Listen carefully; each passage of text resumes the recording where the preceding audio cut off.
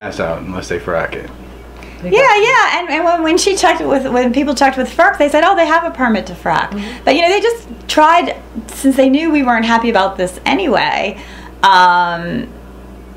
know, especially my husband and I, because we've been more about the environment living here than about royalties. I mean, we didn't even want the original wells. We didn't even want to sign the paper.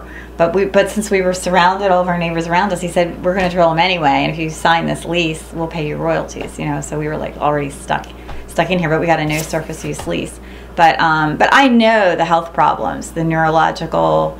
I mean, basically, I'm disabled. You know, and they said it probably won't get better.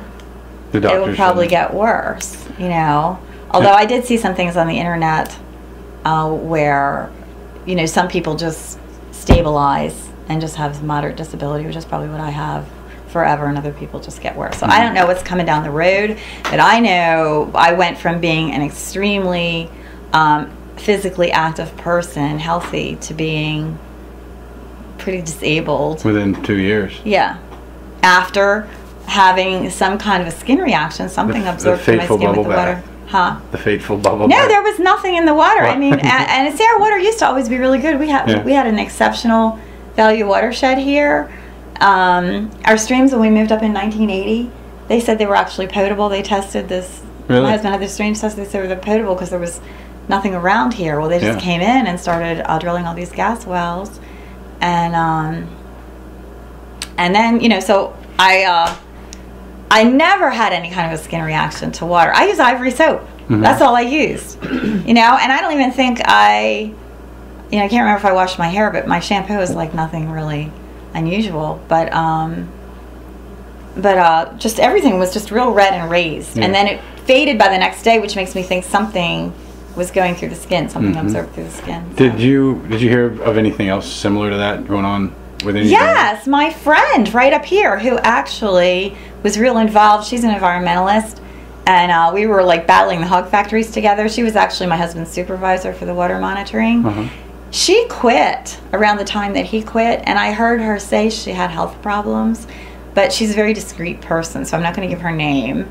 And but when I was talking to her about, she wanted me to come over and do something and respond to some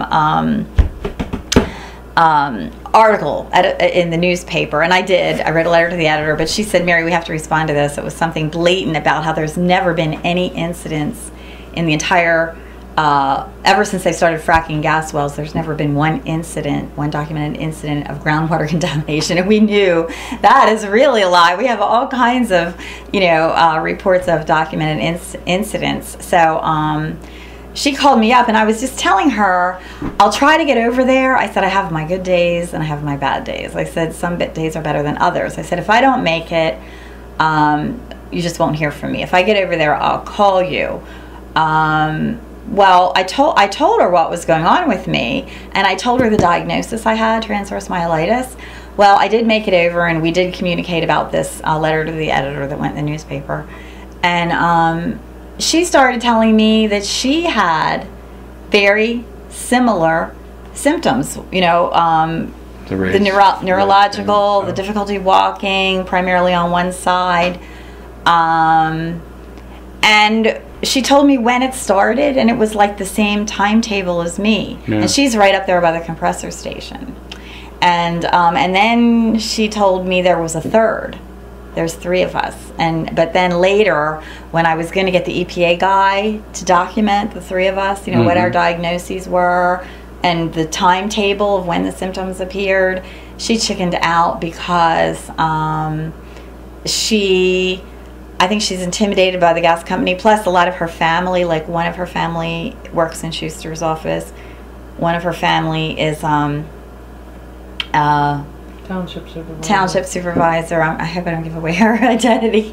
And the right person yeah, and then it's a real well-known family, and they don't like her being such an environmentalist because they're traditionally more just, you know, supportive of whatever the government wants to do. So she got a little. She didn't want to be on paper, you know, with the EPA saying all this stuff. But she told me before she knew, I was calling the EPA guy to say there's 3 of us, because he already knew about me. There's 3 of us with exactly the same symptoms, all went to a neurologist, and all have the same timetable of developing these symptoms. But then they chickened out, so I just said, never mind. Yeah. No information for you.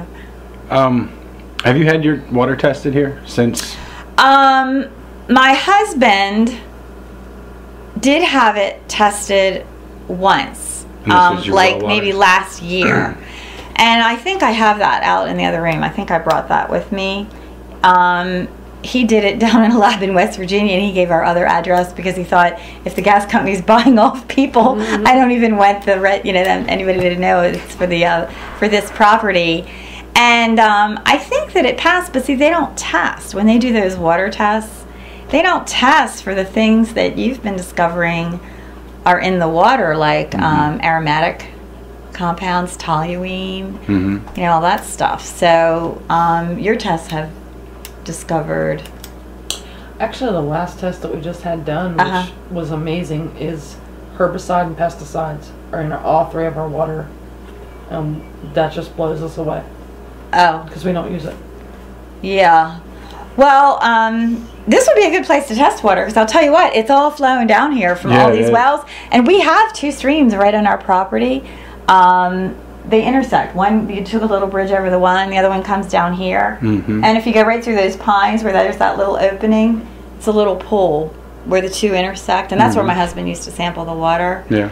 And our well, we don't have any treatment on it. We just have a silt filter. So you're free to come and test our water. I would love someone to test our water for all the organic, aromatic ring compounds and all the things they use, the nasty chemicals they use. I just got overwhelmed with the expense of everything, and I thought, what's the point of this? Like, even if it's good today, that doesn't mean whatever they're doing out there is going to be good in a month. So I just didn't trust. I keep hearing that. The expense seems to be a lot on the landowner. Yeah, and then it turns around that they're exempt anyway.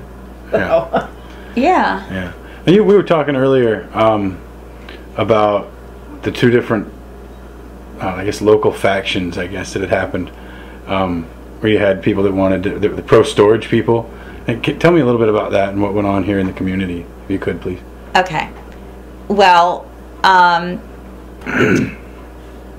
PGE gas company was going around just getting leases, and that wasn't a real unusual thing. This is like 10 or 12 years ago. Yeah, because even way back in the 80s, groups from Texas were coming around getting oil and gas leases, but most of the time they never acted on them. But